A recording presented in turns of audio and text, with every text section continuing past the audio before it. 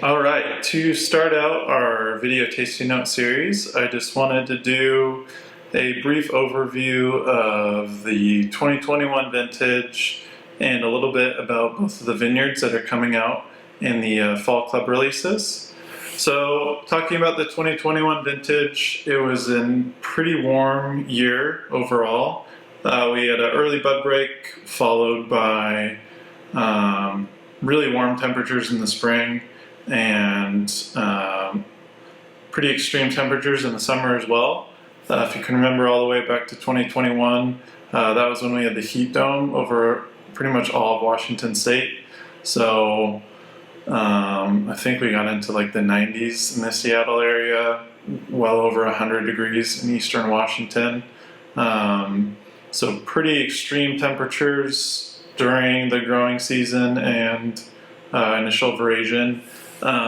Then luckily, towards the end of that summer, the temperatures actually started to cool down to where we typically expect to see them, and that continued into the fall, into the final ripening window. So what that means for the wines and kind of what I've been tasting with these over the past couple weeks as I revisit them is these wines are really concentrated. We got pretty low yields on Red Mountain, about 30% overall less than what we typically get. So we're seeing lots of nice concentration of color, of flavors, and structure. There's really nice tannin structure to these wines. In a warmer year, we get these nice, like, big, full-bodied, ripe style wines. So these wines are tasting pretty good, kind of the entire lineup right away. And then sometimes in warmer years, if it's too warm, the wines can be kind of overly jammy but not have much kind of natural acidity to them. But I think with that final cool ripening window, we're seeing wines that are pretty polished and have nice freshness to them. So really happy with where these wines are at, tasting them here today. The two vineyards that we work with for this release are our Estate Vineyard, land that we actually planted and manage and own ourselves, and Quintessence Vineyard, which is a vineyard partner that we've worked with since 2012, managed by Marshall Edwards, who's a really experienced, awesome vineyard manager in Washington. Looking at the two, kind of trying to compare them side by side, the Estate Vineyard is kind of right in the middle of Red Mountain on that gentle southwestern facing slope, a little bit towards the bottom, so the slope isn't as steep as some of the higher up vineyards on Red Mountain. So a little lower elevation, some deeper sandy soils. And so what we see from this vineyard is wines that are still big and ripe and concentrated, kind of has all those classic Red Mountain characteristics, especially for the Bordeaux varietals. But there's nice richness to these wines, and the tannin structure isn't overly dry or grippy. It's really polished and pleasant.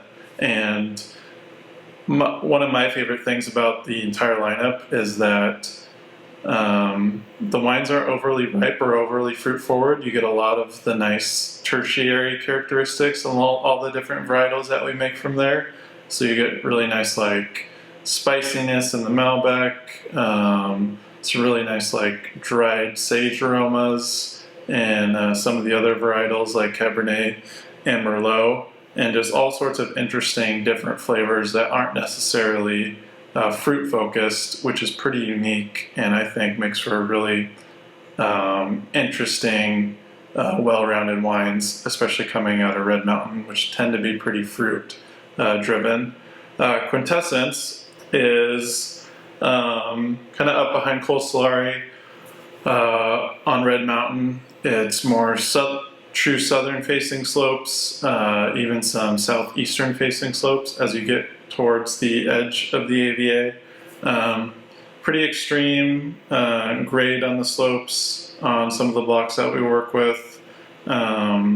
kind of some rockier, harder type soil, not as like fluffy and soft as the Estate Vineyard.